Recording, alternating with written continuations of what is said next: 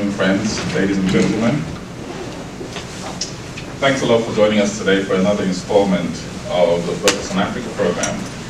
Now, Focus on Africa started 3 years ago. The program was a partnership with the Division of Applied Social Sciences in the College of Agriculture, Food, and Natural Resources. The partnership did also include the Bond Life Sciences Center through that center's Life and Science Society program. We'd like to thank today's sponsors of Focus on Africa. These sponsors are University of Missouri Office of Research and the College of Agriculture, Food, and Natural Resources, CAFNA International Programs, which is directed quite ably so by Dr. Ken Schneeberger, who is with us today. Thank you very much.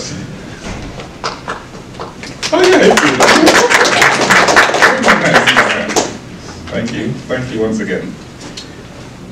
The CIP, that's the CAFNA International Programs, provides us capacity building and development assistance to global partners, and it facilitates global engagement for students and faculty.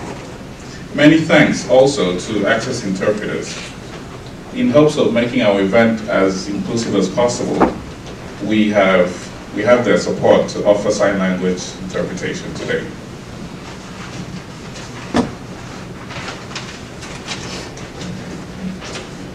So, without further ado, I'd like to welcome my good friend and our brother. His name is Mr. Solomon Ampadako. He's from London in the United Kingdom, but originally hails from Ghana. He's also a British Army veteran who served in Iraq, Afghanistan, and the Falkland Islands. He holds a Bachelor of Science degree in psychology from the University of West London, and also a graduate diploma in law from the University of Westminster, equally in London. He's currently a Master of Laws candidate at the University of Missouri School of Law. Please give a hand to Mr. Solomon. Thank you. Our next speaker is Robinya Owonga. She is a native of Maryland with Kenyan roots. She received a bachelor's degree in psychology, French language and literature, and international studies from University of Maryland. She is currently a third-year PhD student in Mizzou's Counseling Psychology program. Robinya's research focuses on the influence that psychological trauma has on ethnic identification, particularly for historical, marginalized, and undeserved communities. She aspires to develop culturally appropriate interventions that will facilitate healing, support the mental health of those individuals, and ultimately spread love. The title and description of the presentation is Americanian, Lived Acculturation, Experience, and Ethnic Identification of Kenyan Natives During Their Youth. Shall we welcome Robinya?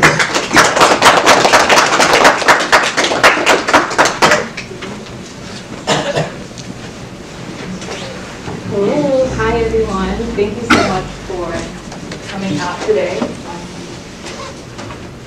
So as Solomon said, thank you Solomon, this is my talk that I'm going to do. It's based off of a master's project that I completed last year. I could have decided to use existing data to write up the project, but I really wanted to do something that was close to my heart and that I identified with, and so I decided to look into Kenyan youth in the U.S.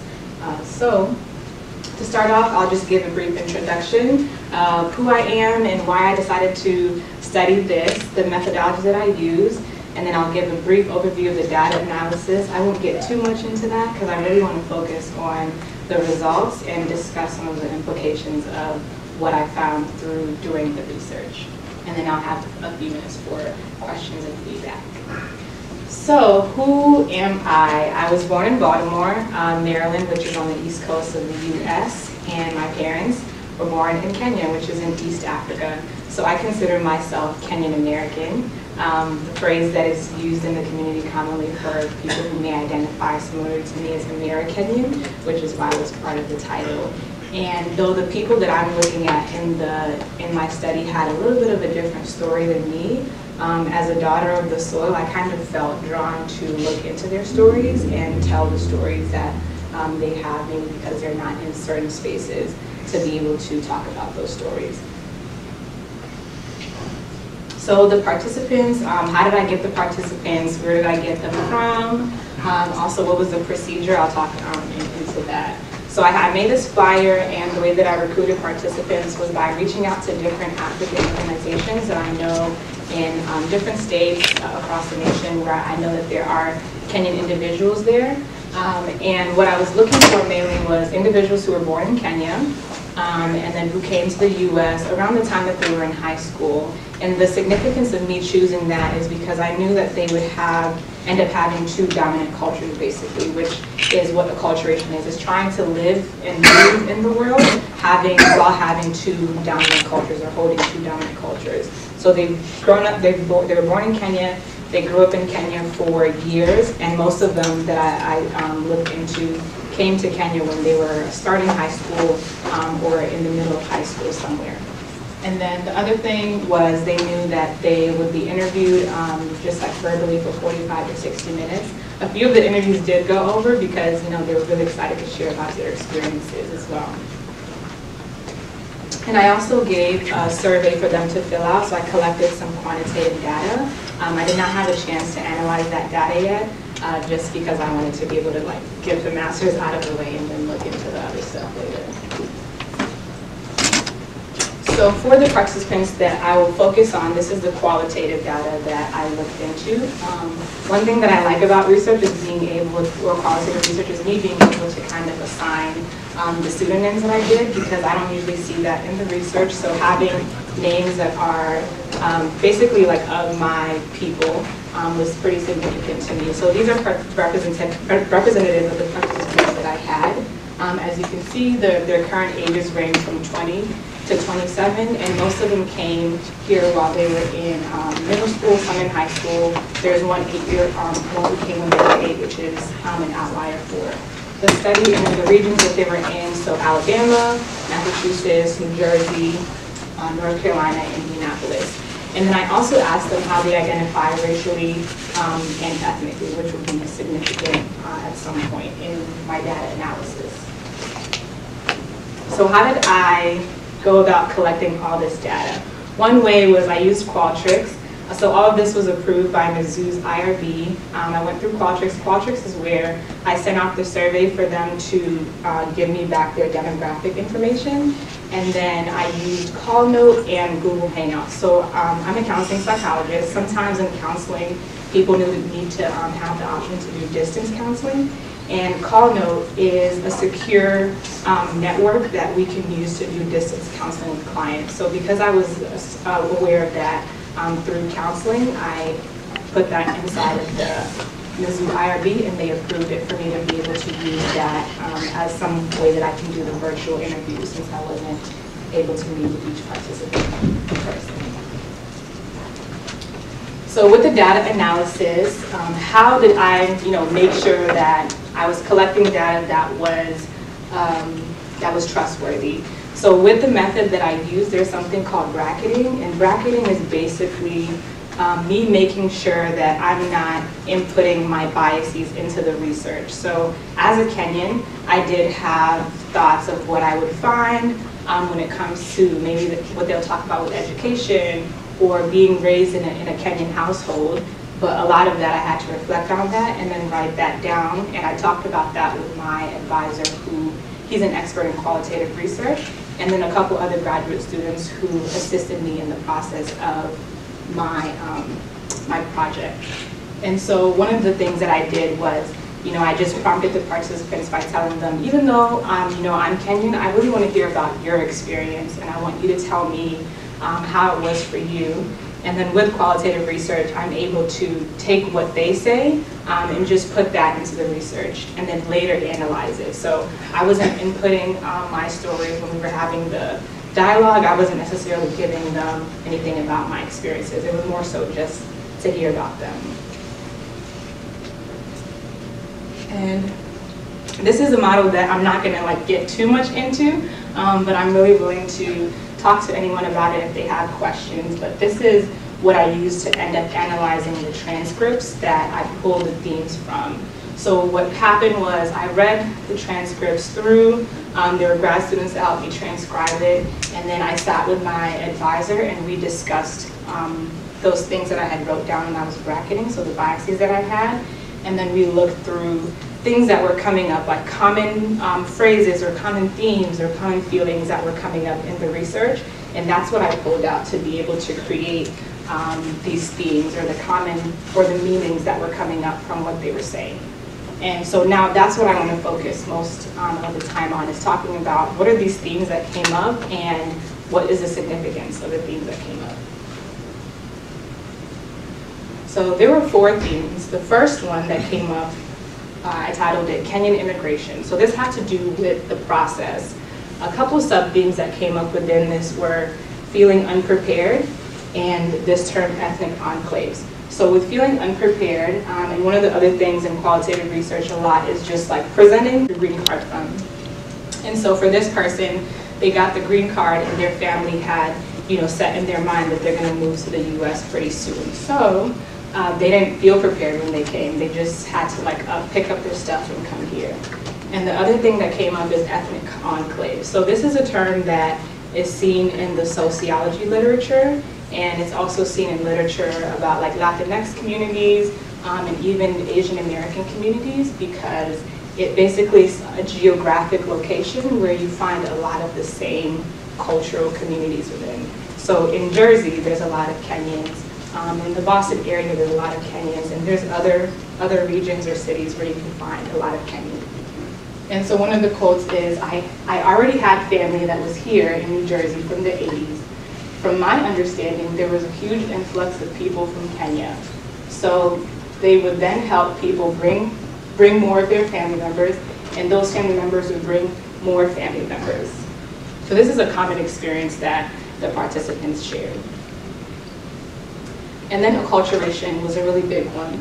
So social adjustment within acculturation, as well as academic adjustment. So social adjustment was just this feeling like, they fitting in or making friends. So one person talked about how fitting in high school or trying to make friends was a difficult thing for them. And this is somebody who would have considered themselves outgoing when they were back in Kenya, but now coming into an environment where they felt different, the adjustment socially was something that was pretty significant for them. And then academic adjustment is something that I didn't ask about or prompt for, but in one of my biases that I had, like I mentioned before, is I know that Kenyans really value education and traveling to be able to get education or to work in different places. So academic adjustment kind of came up naturally in this one. The way that somebody described it was, I was very shy. I actually never asked questions. What I would do is, I had one of my favorite teachers I would go to after class and would just talk to them and get tips to help me out in class. She was very friendly. She understood. She made it very simple for me to ask questions and pass that class. The third theme, ethnic identity. So within ethnic identity, other themes, other sub-themes arose, which were race, cultural traditions, as well as values. But the two that I picked out to talk about are tribe and language. So when I asked individuals, tell me how you identify ethnically, most of the participants were like, what do you mean? Like my race, my tribe? And I kind of threw it back to them and was like, just tell me how you would identify, like what's significant for you. And so one person said, I just identify as a Kenyan man, really.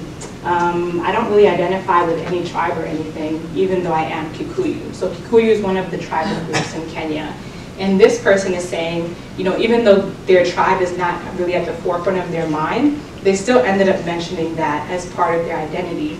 And then in here, like some other people did, they didn't even mention their racial identity according to how the US would socially classify them. So that was pretty significant, and I had to create like a whole other sub-theme for that, which I plan to look more into later, is how Africans who move into the US end up kind of like identifying ethnically and racially, and what that process looks like for them.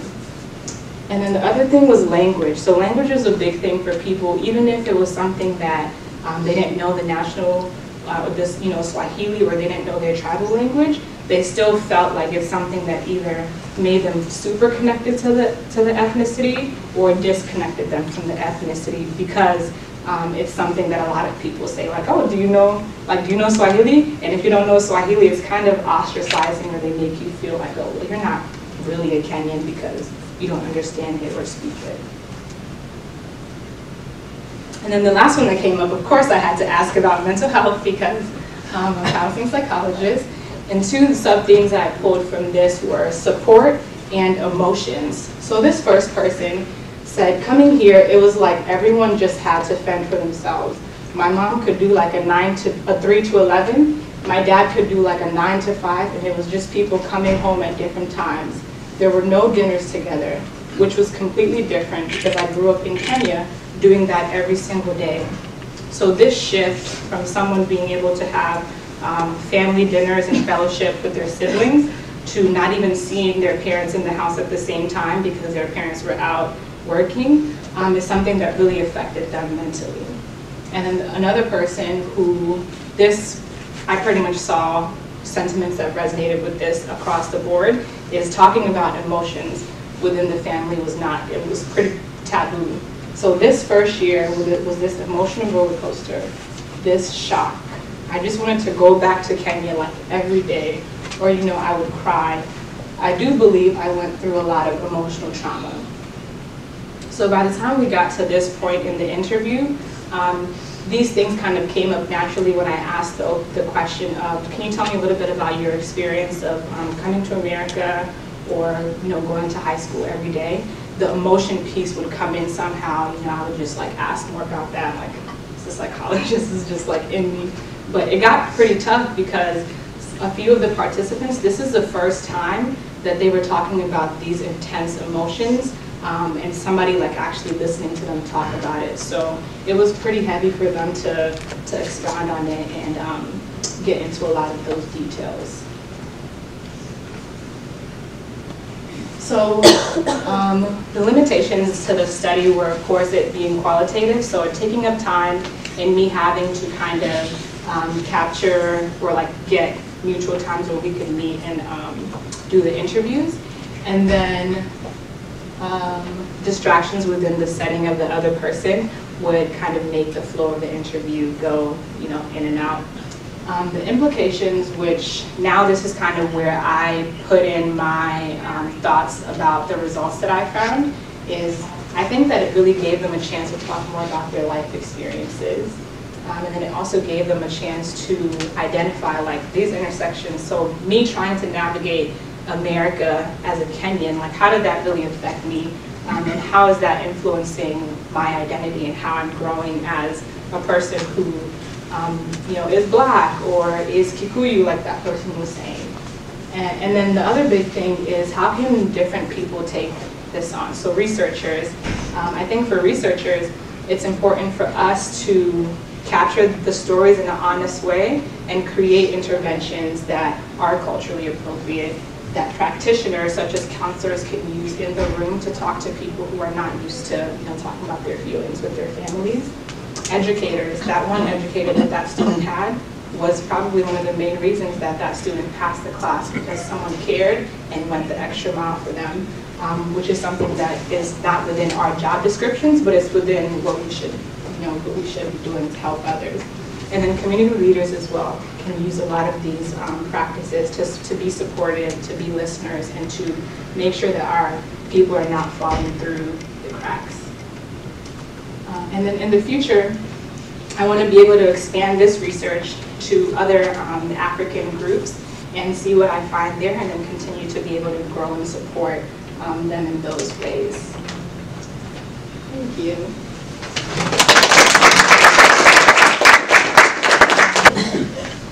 Thank you so much, Romina. In case you weren't here at the start of the presentation, Robina is a doctoral candidate in the Counseling Psychology program here at the University of Missouri. And she's been looking into the Americania phenomenon. Questions? Who has a question? I think we're able to take 2 or 3. Make your questions as intellectually provocative as possible. Wow. I'm sure Rubina is more than equal to the task. Yes. Yes. Your research method means you have to have interactions with your participants. So would you consider using qualitative research in your subsequent research instead of the qualitative that you used? So using qualitative instead of just the like collecting data? Yeah, in terms, because you said you use qualitative. Yep. So if it had been quantitative, then obviously you would not get to talk to them where emotions will kind of kick in. So would you consider using that qualitative instead quantitative in future research? Yeah, that's a good question. So I think I'll forever use qualitative because I want to be able to capture the stories of people from their perspective. And I actually did this study as mixed methods. I just didn't have time to analyze the other ones. So I do see the value of being able to have the writings in that, or the data in that way. But qualitative is always something that I will do with different things because I have time and money to be able to do that. Excellent, excellent. Questions, please. Questions for the speaker. Thank you for your presentation. I saw that you had 9 participants for the study. Why did you stop at 9? Or did you get to saturation? Or was there a challenge? Why did you stop at 9? Because I was expecting to. Yeah. So I had 8. I only presented on 7 because I had to redact one of them. But part of it was, so I did meet saturation for the approach that I was using, the phenomenological approach that I was using. And then also, I think it was, for me, it was more of a matter of time and when I had to defend the thesis. So I ended up just stopping at the participants that I had. Thank you, thank you. I believe we can take, let me see how much time we have. Okay, we can perhaps accommodate one or two. I was going to say, I think my voice is loud enough. Thank you for your presentation. The question, unless I missed it, did you get to ask them what they plan to do in the future, how they are going to relate with their country, how they are going to make their country benefit from whatever they are profiting from here? What are their plans in the future? And I'm sure this person I'm also drawing to the people here, to the audiences here, about their plans also. Because I'm a grandmother, and really part of our hidden plan of coming here was to make sure that our children don't forget about home without us forcing them, but somehow trying to see how we can infiltrate into their plans so that they will always remember home and make concrete plans about their future. Yeah, so I didn't ask them directly about that because the conversation in itself and the questions that we asked in the follow-ups was so long, but some of it naturally came up when we talked about how they identify and high school and education. So a few of them, when they got to talking about their racial identity and their experiences in America and how that has shaped the way that they view America and the world, they did end up saying that now they strongly identify with being Kenyan and they want to do something that is giving back to Kenya. But I didn't ask them too much about it to include within this study. I think that's a great question. Yeah, thank you. Me, like being from the quantitative side, I'm kind of usually concerned with when people do some research with a small sample size and try to make a generalization about the whole population. So in case you only have 9 subjects, so how likely is it to make generalization about all the Kenyans who migrated to US with only these 9 subjects? Yeah, so it's not, I can't make a generalization because this is the experience of 9 people. And I think my hope is that I can be able to use this as something that will get people thinking about their experiences on a larger scale, and then taking the quantitative data and expanding it to be able to find out about more people's experience. So with a lot of the literature that we've read about other populations, like the other communities of Asian Americans or Mexican Americans, some of the stuff that sparks into big things that answer some of these questions comes from the qualitative or those stories that's like, oh, you know, this is happening, so let me do something larger. So I'm hoping that I can be able to expand this to something that will tell a larger story. Thank you, thank you. I actually did have a very brief question. So, privilege of holding the mic. So two ambits. So the first ambit of my question is, when you looked at Kenyans in America, did you look at Kenyans from a particular enclave or part of the US, or did you sort of look at the Kenyans broadly? So the second question would be, you know, future research. You did say there's a need for more research in this area, and that you're interested in looking at people from other ethnic groupings in Africa. So since your connection to Africa is primarily Kenyan, what would be the basis for selecting who else to research Africa? Yeah. So to the first question, I looked at Kenyans who were in different areas of the U.S. So a couple of them were maybe like in the Northeast. There was a couple in the Midwest area. And then my basis for, you know, looking into other Kenyans, I'm not sure how I would choose the group. It's more so like if you want to collaborate and do that, we can do that. And you're in sociology too. But I think the reason that I would want to do it is because the way that we are spoken of in the literature, the way that Black people or African people are spoken of in the literature is as a monolithic group. So if I'm able to tell stories of different ethnic groups, then we can focus on what are the differences and what are the needs of these individual groups versus just, oh, African people. And we know that even within Kenya, the different ethnic groups, there's like 40, 50 plus, and the differences are pretty great. So wanting to kind of capture that, I think, is my motivation to do other groups as well. Excellent. Could we give a round of applause once again? The presentation has been intellectually stimulating for myself and for a lot of us here. I'm sure we're glad we came. There's still pizza in the back in case you're just coming in. And without saying more, I would like to appreciate with much gratitude Robina for coming here today. Her presentation is great, excellent. And Robina is a very busy person, a scholar at heart, and someone who is down to earth. So join us in appreciating Robina from the MU, from the University of Missouri, African Interdisciplinary Studies Hub, the Africa Hub, organizers of the Focus on Africa event. Thank you so much, Robina.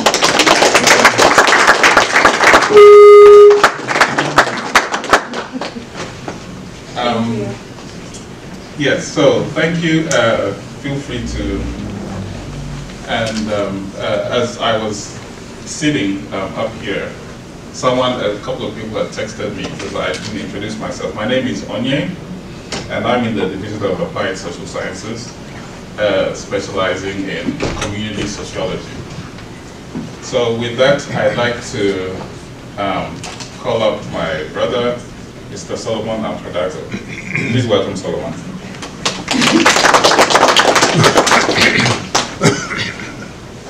We shall now invite our second speaker, Tina Blom, PhD, MPH, RN in Associate Professor at the Sinclair School of Nursing at the University of Missouri. She is a violence prevention scientist with a focus on intimate partner and sexual violence. She is currently developing a program of research in Cape Coast, Ghana, adapting an existing relationship violence app. And we've got an app website here. The title of her presentation is Intimate Partner, Violence Research in Ghana and Description. And so we shall now invite Tina.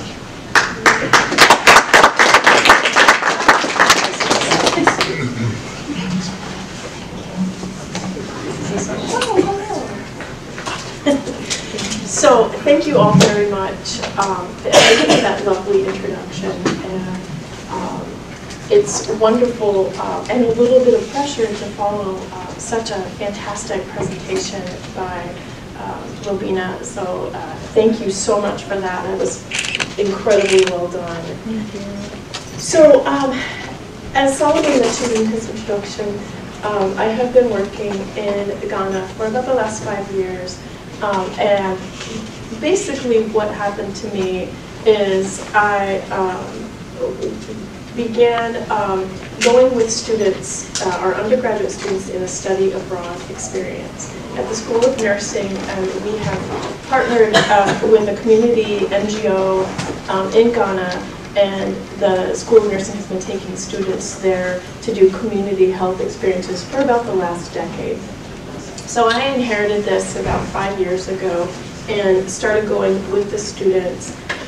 My first time in Africa, my first time in Ghana, really my first time out of North America, period, was going to Ghana. And over the process of working there and talking to our community partners and talking to them about what was important, what their concerns were and what the community was interested in addressing, have begun to develop a program of research there. So we've actually done a couple of studies. This is the first researcher. Here is Ms. Tibarat Udman-Pia, who is a doctoral student at the School of Nursing and is actually here today, so if you just give a little wave, Tibarat. So, as I said in the introduction, I am a violence prevention scientist. So intimate partner violence or domestic violence is the area that I work in. This is a phenomenon that there is no culture, there is no community that I'm aware of anywhere around the globe that is free from partner violence. Sit there and talk to the community about their concerns.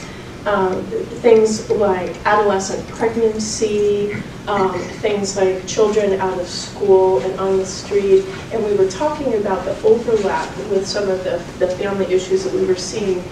Then I started to look into the research in Ghana, and there certainly has been a fair amount of research shows that the rates of intimate partner violence exposure, this is in the Ghana Health Service does an annual survey, population-based survey.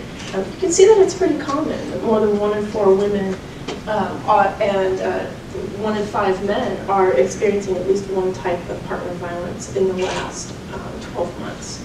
And this compares pretty favorably with most countries in sub-Saharan Africa. There's not been a lot of intervention research. Like most of the research is descriptive, right? Sort of looking at the problem, how common it is. There's been some research around sort of cultural issues that undergird it,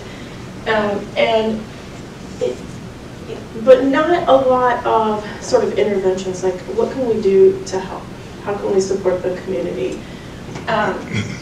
Ghana is a patriarchal culture to some extent. There are fairly strict gender norms and attitudes. This varies by region, by religious affiliation, but this is shifting very quickly. And one of the things that so impressed me about Ghana is, they have outlawed intimate partner violence in Ghana. They have developed in the country response mechanism. Every police station has something called DOVSU, which is Domestic Violence Victim Support Unit, in every police station. We don't have that here in America, right? I mean, Ghana is far ahead of us in this sense. So they're making, pretty rapid changes in this regard. So what I wanted to do with this first study was to follow up on the things that I was hearing from my community partners about these things being an issue. And I wanted to understand better their perspectives on partner violence, what they felt were the issues, where they felt the needs were, and what their priorities were for intervention. I also kind of wanted to explore the feasibility of adapting an app that my colleagues and I have, which is For Survivors. It's a smartphone-based app. It's free. It's public. There's been some adaptation work of this for survivors, violence survivors, Somali refugees living in Kenya. Tiprat and I are working on it for Thailand. There's been some other adaptation work for that in other contexts, so I kind of wanted to see if that might work in Ghana as well, if the Ghanaians that I met saw that as feasible. I'm not going to talk about that part very much in this research study, or in this presentation, because time is short, but after this study, then the following study we did was working with partners at the University of Cape Coast in Ghana and really looking at adapting it for college students. And then the bonus of this is because I have all of these nursing students with me from Mizzou, is involving them in the research. Because undergraduates, particularly in nursing, they don't get a lot of exposure to research. They get a really boring class that doesn't seem to entice many of them to want to take on a research career. And I love research. I think it's great. So having them involved in it was really a critical piece, because they could learn about research while they were doing their community health experience. And then also involving our community partners and NGO partners in that as well, and giving them an opportunity to publish together and work together and have experience, because many of them are thinking, they're advancing their careers, they're thinking about college, graduate school, so forth. So these are the nursing students from the first year. So the sample, ignore the part about 2 studies, I'm not going to talk about the second one today. So with this first study, we used a convenient sample. It was 22 people. They were primarily service providers. What I really wanted were people on the front lines who interacted with survivors of violence, who worked with them, who helped them. I wanted to understand their perspectives and their experience after, seeing survivors and what they thought the issues were and the needs. So we worked with nursing educators, social workers. We had tribal leaders. We had 2 tribal chiefs and a chief mother in our sample, with assemblymen who are like elected representatives who work very closely with the community, healthcare providers, with community health workers who were out educating the community, and with NGO staff members. And the way that we recruited these folks is the community partner that University of Missouri has worked with over the last decade. I consulted with them on the logistics, on how to do this in culturally appropriate ways. They offered an invitation letter, sent invitations and arranged the space, and talked to me about the most culturally appropriate ways to do this. We did focus groups and individual interviews. We about 60 to 90 minutes and conducted in English, which is the official language of Ghana. We used informed consent process. The MU-IRB approved this. Compensated our participants for their time and their travel, and we broke bread together, we ate together, and then these interviews, we recorded them and transcribed them verbatim. I also had students stationed through the room to listen to the discussion and to take notes about what they heard, about what they saw, about their impressions, about their questions. And that turned out to be invaluable, because actually it was a large room with rain. It was raining, and it was very hard to hear on the recording, and so the students' notes were invaluable. But it also gave us a chance to debrief after about, what did you hear? And then we could talk about how these things compared with intimate partner violence in other contexts, including America, and a lot of similarities. So it was an educational experience for them in terms of research, but also in violence. So the questions that we asked them were pretty open-ended. I asked them, again, about what they thought about partner violence, what they thought contributed to it, what were the underlying factors. We talked about the app that we had developed and whether they thought, is this something that could work in Ghana? Is this something that people would use? Would they like it? How would you adapt it? Where would you use it? And who should be at the table? Who is important to partner with in this work? Who should we be working with, and how should we go about this, and how do we begin forming these partnerships? And the basic questions on just reviewing the literature and talking to my community partners and NGO partners there, and from prior work, and did a qualitative descriptive analysis of the data, which really involves sticking very closely to the participants' words. So here's what I heard. All right, the themes were so our participants really thought that cultural and gender and community norms influenced women's experiences of partner violence.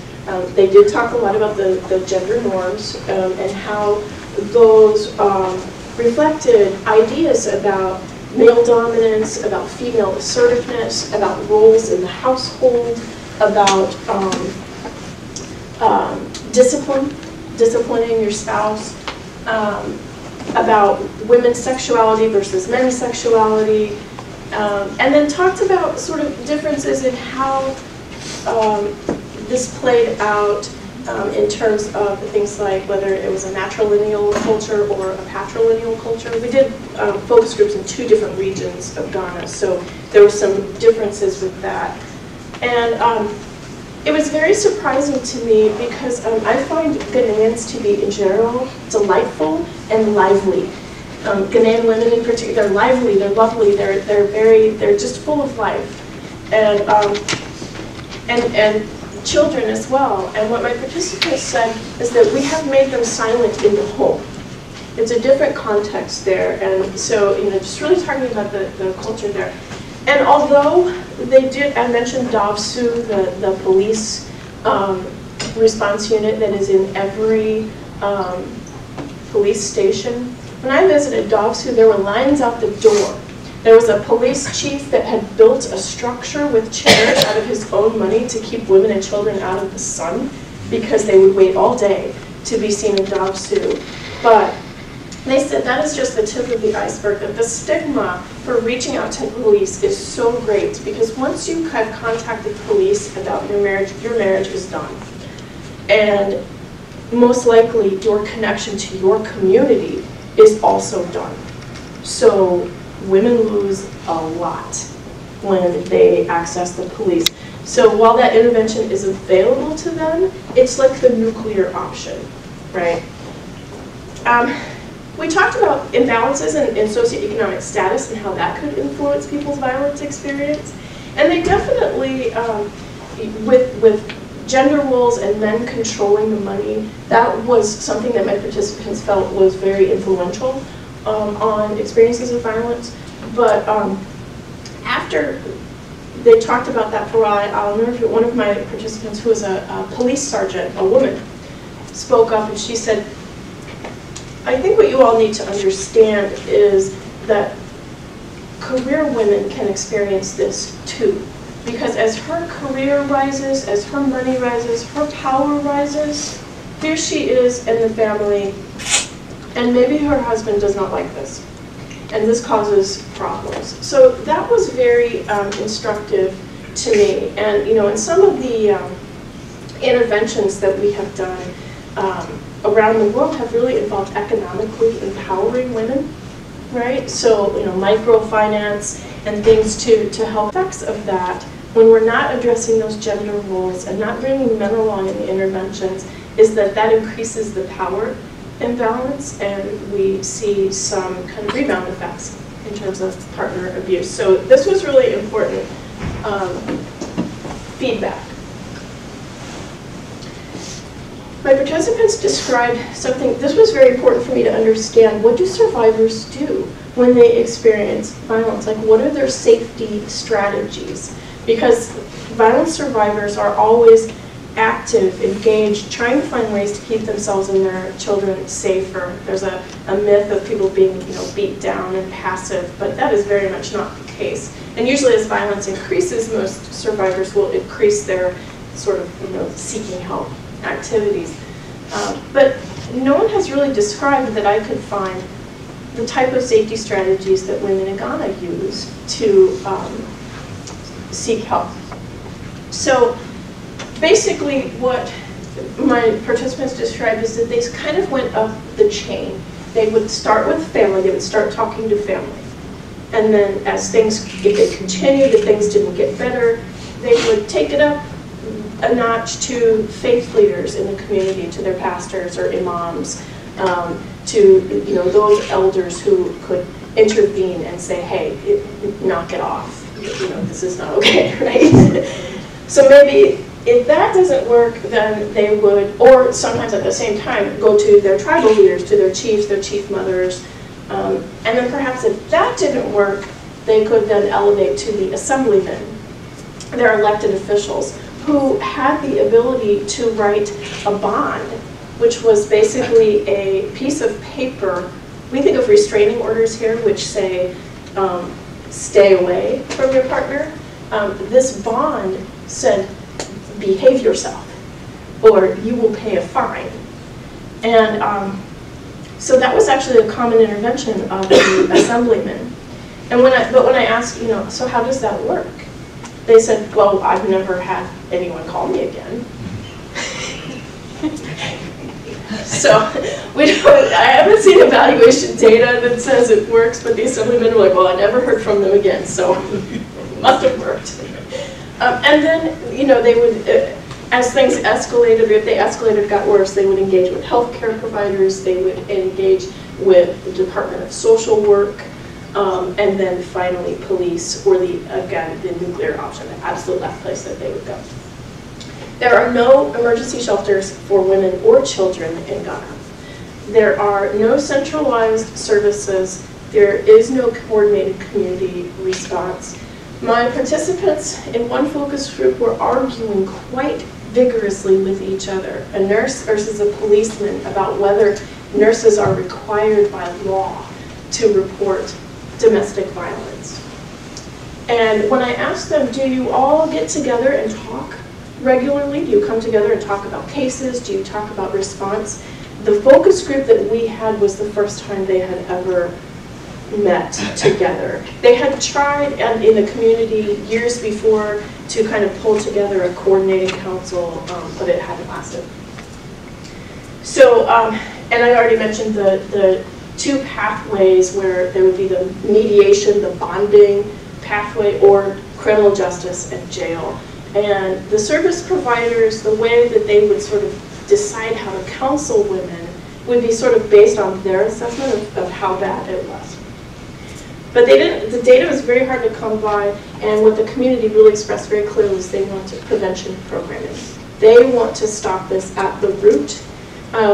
They think that young people should be having relationship education, and so that was a huge demand for that.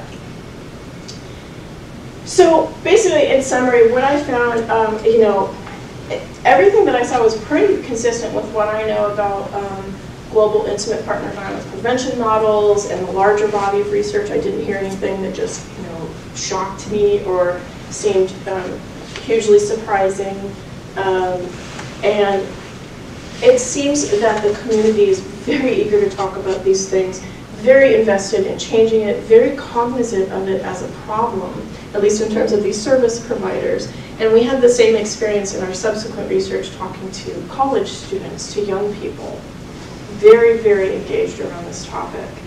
So I think that at least the people that we talked in Ghana in that particular community are very, they're already having these conversations and they're very invested in change. Now, our challenges are things like we need better data, We need a better understanding of women's safety processes so that we can support survivors in the ways that fit their community. It's very clear that the providers that are working together could benefit from coming together and talking about the cases and working in a more coordinated fashion. Some of the challenges that we are finding as we continue with this research is, one, funding. It's difficult to find violence funding for violence research, particularly in our current political context. It is even more difficult to find it for working outside of the U.S. and working in low and middle income countries. Those funds are hard to come by. And then also in talking with the community, my community partners and participants, they were like, let's do something now. You're here, let's do this, let's work on this. And just the limitations of being able to find funding and the long timeline of that is frustrating. So that's been a negotiating point with the community. That we want to work together, but we have to figure out how to do it. So anyways, that's what I have in a nutshell. And this study, I should mention, this first study was funded by the University of Missouri Research Council and Sigma Theta Tau. And that's okay. So.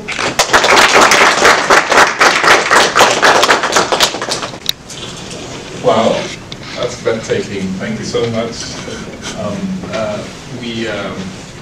I was so immersed. I hardly knew when you were done. I was like, wow, this is so deep.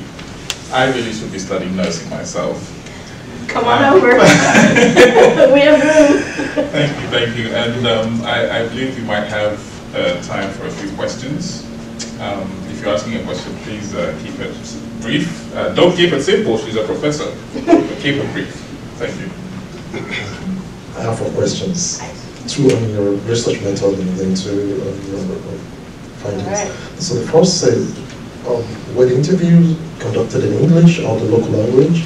In English. In English? Mm-hmm. But these are supposed to be local women in the villages, right? So we were talking with service providers who were all, for the most part, very well educated people. English is the primary language, or the official language of Ghana. So we conducted them in English. In general, I have found working in Ghana that in the villages that people will speak their local languages, and sometimes elders or small children will not speak English, but in general, working in like the Cape Coast and Volta region with service providers, people are pretty fluent. The second question is, what is the most challenging aspect of conducting a qualitative research outside the US? Crowd control. I was concerned that people would not talk, you know, and that I would have to pull things out of them, but actually everyone wanted to talk at once. And then having powerful people in the room, such as tribal leaders, you know, the chiefs would sometimes dominate the conversation. And in a focus group setting with, you know, where that happens in other situations, you can kind of draw other people out, but because of the cultural norms, that was a little hard because people didn't want to cut off the chief. So that next time I'll talk to the chief by himself. So I learned something there. Can identify with that. So what was the most profound finding from the study? What do you think is most profound? I think what struck me the most was how engaged the community was about this and how passionate, like I didn't have to convince them it was a problem, and I wasn't there to do that. I was there to learn from them what they thought was a problem, but I was surprised, you know, like how passionate they were, how seriously they took it. You know, it was very clear they were already thinking and talking about that, and so that was gratifying and profound for me. Lastly, sorry, please. You talk about a couple of interventions. So, and one of the major challenges you talked about is stigmatization. Mm-hmm. How those women feel so stigmatized to come out and talk because it's going to backfire on their family, society, and all of that. How do you think we can really address that? So I think that part of that involves, you know, looking at that sort of chain where women are, they're not going to the nuclear option. They're beginning with friends and family. They're beginning with religious leaders and so forth. That's typical here as well. And so part of that is sort of engaging and educating that community network, that social support network, and how teaching them about violence, teaching them about how to support a survivor, and how to help them with their safety strategies. Because a lot of times I think that people do want to help, and they love their family member or friend, they want to help, but they don't always know how. And that's the same here. So kind of building up that social support network and their knowledge is I think one area where there's a lot of promise. And then finding ways that women can find information that is more confidential, that they don't have to necessarily disclose that they are a survivor in order to get information about it. You're welcome. Do we have one more, perhaps? Okay. My quantitative friend. I've heard it. It's not quantitative this time. So I guess one thing that I want to ask you is, so you did your interview with the women, you say they are educated. So my understanding is, like the way they define violence might be different from those people, from those women who define violence, or like in the rural areas. Yes. And so with this, if you are planning to do like some intervention, how generalized that will be? So that is one. And also if you are planning to do intervention in terms of app, I would say it's only those educated women who will be taking advantage of that one. Yes. So yeah. These are really good points, and thank you for asking these questions. I think that any time that you translate an intervention about violence to a new community or a new culture, it is very important to understand how the community defines violence. And so moving forward with intervention work, I think that is really important. So for example, if I'm working with adolescents, I think a partner who texts at you every 5 minutes is kind of a red flag. But many adolescents don't see that as abusive behavior. It's normal. And so we have to come to some sort of shared definition of where that line is. Would that make sense? I'm talking about adolescents like they're a whole different culture. They might be. But, so it's the same. It's like that sort of, coming to a mutual understanding. Because it's not for me to define what's inappropriate. It's for the community to define and the community standards. That said, at least with the service providers, I didn't find their definitions of what constituted violence as being terribly different from what I would see as violence. And then for the second question, which was in terms of the accessibility of, say, a technological intervention for survivors who aren't educated or don't have a smartphone or don't have money, this is a really good important point too. And so some of the strategies that we've used, like I mentioned that this app, we had adapted, my colleagues, not me, had adapted it for Somali refugees living in Kenya. And some of those folks actually do have smartphones, but in general, what they were doing was an adaptation where when they were working with someone in a clinic, in the refugee camp, or someone who is a professional who is working with them, would use the app to interact with them. And then also making it so that it was for low literacy, so women could navigate it without having to, like a healthcare provider could hand them a tablet. So definitely those are considerations, like you have to get around the resource constraints, but we do have models for that. Excellent, excellent. Powerful presentation. We'd like to thank you. Could we give her a round of applause? I've always joked to people, or with people, that if you could ever conduct research in West Africa, you can do it anywhere. So thanks a lot for finding your way over to Ghana. I'm from Nigeria, so I can speak to West Africa authoritatively. Thank you very much for joining us today, and please join me in expressing our profound gratitude to Professor Bloom. Thank you so much, Professor. Thank you very much. Yes. Thank you.